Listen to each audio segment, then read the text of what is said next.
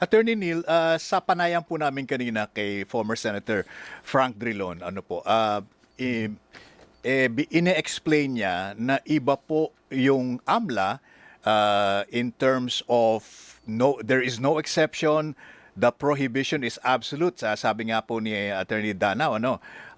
Pero that is supposed to rest also on the provision of the bank secrecy law. In other words, alin ang mas magiging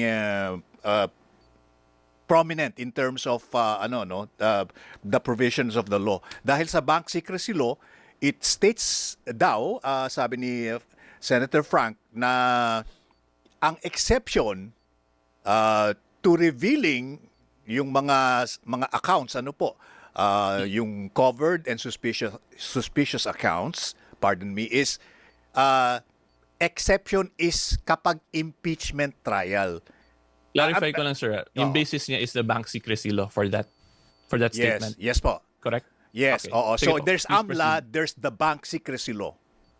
Okay. So, yung first comment ko lang dyan, sir, yung Anti-Money Laundering Act natin is a separate law from the bank secrecy law. The Anti-Money Laundering Act natin has specific provisions.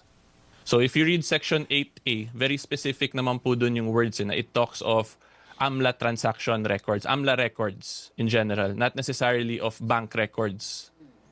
So wala tayong issue actually. Ang nangyayari lang kasi it appears from your statement, sir, I'm just gonna be commenting. yes. It appears the former SP Drilon, he is commingling AMLA and bank secrecy provisions. Which should not be the case because those are two separate laws with different provisions. Magkaiba po yun eh. So yung sa bank secrecy, pwede natin argue in impeachment process. Yes. However, yung next issue po kasi doon sa impeachment process na yun na exception under the bank secrecy, we have to remember yung impeachment process po is also a two-aspect process under our Constitution. The initiation stage and the trial proper. So when you say initiation stage, that is exclusively given in the House of Representatives. Tapos yung trial proper naman po, it's exclusively or solely given to the Senate Impeachment Trial Court.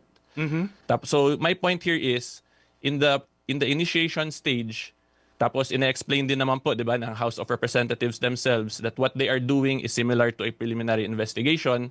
So if we relate it to those statements plus initiation stage, hindi pa po korte talaga yung House of Representatives when they are doing their impeachment function.